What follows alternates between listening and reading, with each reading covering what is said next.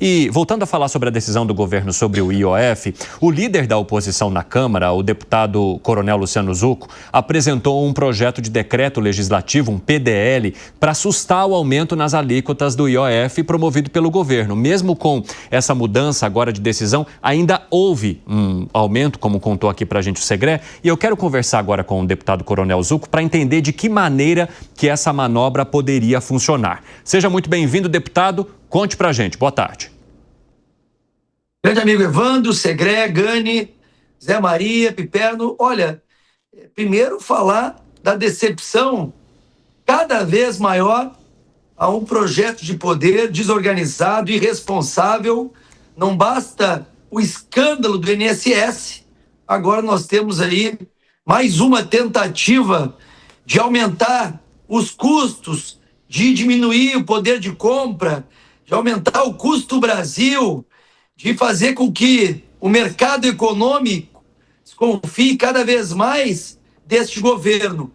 Então, o IOF é uma taxa muito importante que influencia, né, a economia nacional, as transações financeiras, e a gente acredita, né, que realmente foi feito a galope, nas sombras, sem dialogar com o Congresso, sem conversar com o mercado.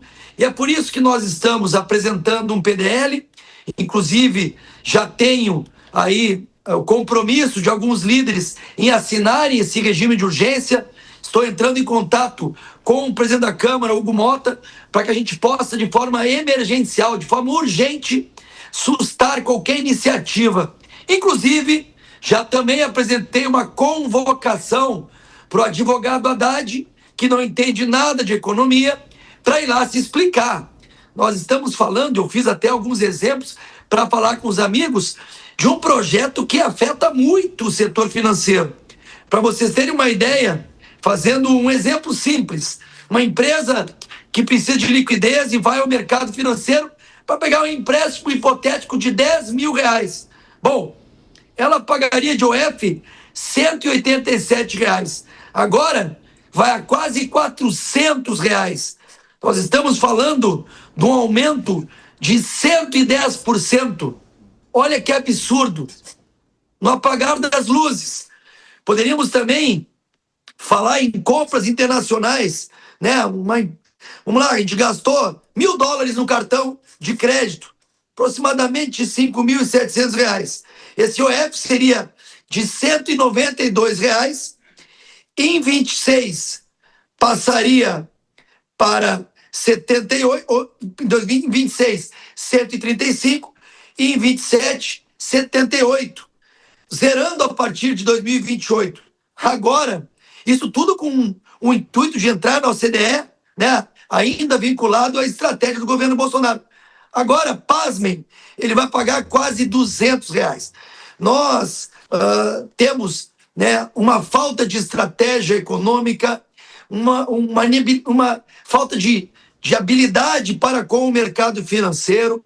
E eu estava escutando ali o ministro Haddad, ele realmente não tem, né, noção dos reflexos que isso estão trazendo para o mercado. Uhum. Basta dizer que de um dia para o outro, ele já tentou dar uma recuada em relação a essas transações internacionais, mas nós temos não só da oposição, mas do cooperativismo e de outras frentes parlamentares uma atuação efetiva para barrar este projeto.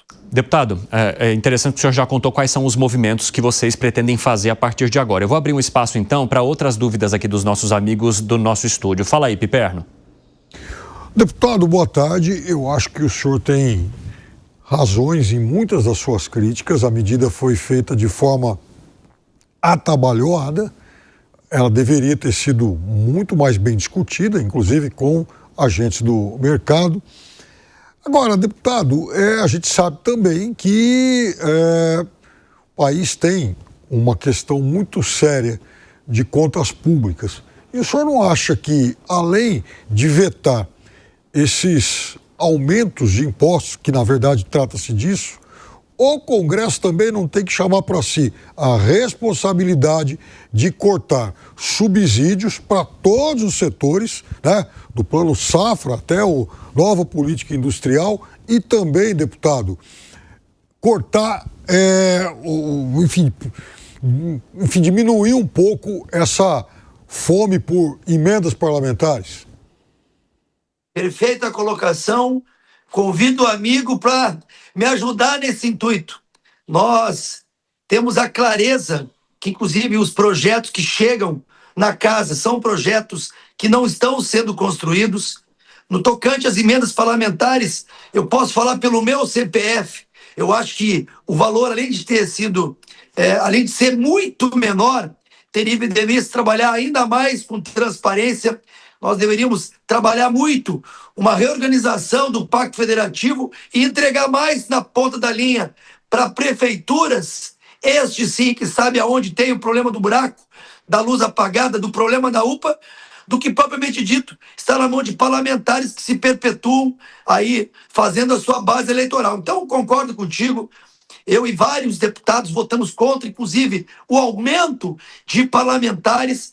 Nós temos mais deputados federais que a Índia, que tem 4 vezes ou mais o número de habitantes.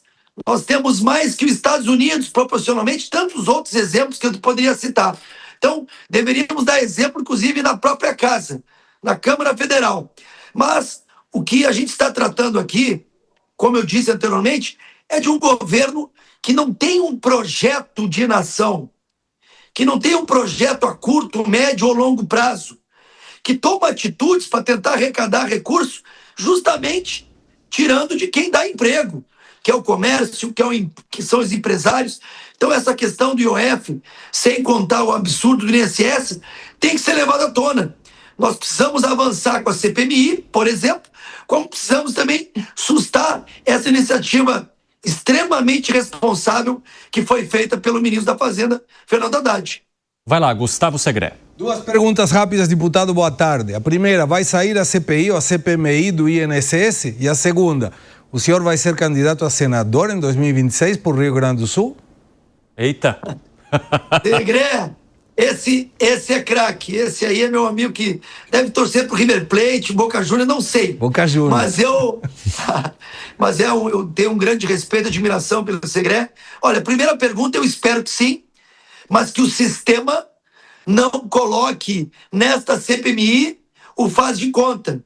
Que realmente os parlamentares que sejam escolhidos para compor essa CPMI sejam parlamentares que queiram investigar tudo, do alfinete ao foguete, que queiram investigar não só os 6,5 bilhões já comprovados, como os possíveis 90 bilhões de empréstimos sem consultar os idosos. Então, é uma pauta que pode derrubar esse governo, e eu não torço contra o país, eu torço contra um projeto de poder, que é o projeto do PT. Então, a gente espera que saia essa CPMI.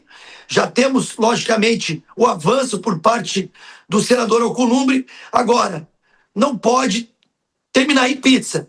Tem que ser uma CPMI que realmente escolham parlamentares, seja do governo e da oposição, que vão a fundo e que se permita investigar, quebrar sigilo, convocar pessoas, parar de querer proteger o governo, seja qualquer que for.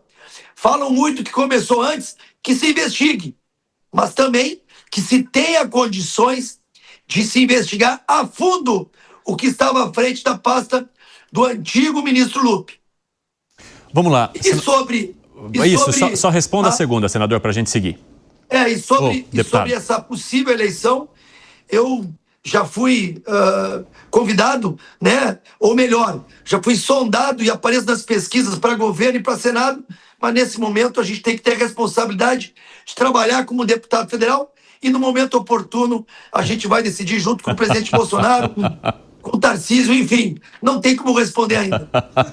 A resposta básica, a resposta orientada. Eu já até chamei o senhor de senador aqui, desculpa, deputado. Vamos lá, Zé Maria Trindade de Brasília, pode falar a sua pergunta aí para o Coronel Zucco. Salve, deputado. O deputado está em todas as pontas. O Novo também decidiu apresentar o mesmo instrumento para tentar anular uma decisão de governo. Agora, há pouco o senhor disse que é um governo equivocado, mas é o governo, quer dizer, a oposição está querendo governar? Zé Maria, esse craque aí, que também eu tenho grande respeito, admiração. Zé, tu está acompanhando a oposição, ela está fazendo um trabalho como nunca visto. Nós apresentamos, né, os problemas relacionados a uma licitação da SECOM, fizemos o governo recuar. Apresentamos os problemas referentes à licitação do arroz, o governo recuou. Ministros estão caindo. É uma oposição muito fácil de ser feita, pois eles realmente são incompetentes, irresponsáveis, e nós adoraríamos estar votando projetos para melhorar o país. Não é uma oposição por oposição. A diferença é que nós tínhamos um Paulo Guedes, um Tarcísio Gomes de Freitas, uma Tereza Cristina, um Rogério Marinho, e hoje são ministros que estão perdidos, que não conversam com o parlamento. Pode ter certeza, isso que eu estou falando é fato. O Congresso Nacional, cada dia, estão aí saindo deste barco furado, porque, na verdade, é o exemplo do IOF, é o exemplo do INSS. Temos uma investigação que vai estourar envolvendo recursos pagos a uma ONG internacional, a OEI, seja para o Janja Palusa, para o G20, enfim. É um governo que usa e gasta o dinheiro público de forma indevida. Então, Zé Maria, pode ter certeza que a gente vai continuar trabalhando na torcida pelo Brasil, mas com esse governo é impossível. Deputado, eu tenho só 2 minutinhos, eu vou abrir um espaço para a última pergunta aqui do Alan Gani. Eu peço objetividade para o senhor. Vai lá, Gani. Deputado, boa tarde, prazer falar contigo. A gente sabe que os recursos são escassos, o tempo é escasso e a gente tem que definir prioridades. Nessa artilharia da oposição, qual que vai ser a prioridade? Vai ser a CPI do INSS? Vai explorar essa questão do IOF ou vai ser a anistia do dia 8 de janeiro? Gani, ótima pergunta. Na verdade, nós temos 513 parlamentares, a oposição são 142. Eu acho que nós temos material humano qualificado suficiente para trabalhar as 3 pautas. Uma envolve liberdade. Anistia não é liberar ou quem cometeu crimes. Quem teve dano ao patrimônio que responda. Mas tem pessoas presas injustamente. No tocante ao INSS, estamos falando do maior roubo da história. Uma possibilidade nunca vista antes, de 90 bilhões de reais. A CPMI tem que ser trabalhada. E o IOF é um absurdo que, mais uma vez, afasta o mercado financeiro, que traz problemas na articulação com demais nações amigas, e a gente não tem ainda um norte, um horizonte de propostas boas a serem pautadas. Então, eu acredito que, por mais que pareça difícil, essas 3 frentes que tu citou podem ser trabalhadas ao mesmo tempo. Deputado Zucco, obrigado pela conversa conosco hoje aqui no nosso 3 em 1. As portas estão sempre abertas. Até a próxima. Obrigado, Ivan. Fico sempre à disposição. Um abraço, amigos. Um grande abraço. Piperno, como é que você vê essa iniciativa da oposição de, além de tentar derrubar essa medida do governo, ainda chamar o ministro da Fazenda para uma conversa? Evandro, eu acho que está dentro da regra do jogo. Ela é oposição, ela discorda da medida. Eu acho que, como a gente disse aqui, a medida foi tomada de uma forma, no mínimo, bastante atabalhoada. Então, nesse sentido, a oposição tem todo o direito, sim, de solicitar esclarecimentos. O jogo é assim. Segré. Eu vejo uma oportunidade para a oposição muito grande. Eu não sei se vai ser impositivo ou vai ser através de um convite. Se for um convite, é o que o ministro... Ou se vai ser uma convocação, não né? iria, se for o ministro, porque vai apanhar feio. Mas tem muito para explicar, inclusive por que não diminui o gasto público, mas continuo insistindo na tecla. O governo está errando feio na comunicação. Fez uma tarefa muito boa, contingenciou 31 milhões, era uma boa notícia, ninguém mais fala disso, todo mundo agora fala do IOF. 30 segundos para o C, Zé, remate. É isso aí, a comunicação não faz milagres, né? Divulga milagres. O que eu fico impressionado é que sempre corte. O ex-presidente Jair Bolsonaro fez um corte no orçamento, foi um Deus nos acuda, ele teve que mostrar que não era corte. Agora, como um corte pode ser positivo, né? Então, é um governo que gasta e tem que mostrar que não gasta. Essa fala do Segré me chamou a atenção. Era uma medida positiva, contingenciamento, mas o IOF acabou ganhando protagonismo e foi tudo por água abaixo. Como lembrou a medida do PIX e como lembrou também aquele pacote fiscal que eles colocaram o jabuti da isenção do imposto de renda. Então, mostra que tudo é feito na base do improviso, Evandro.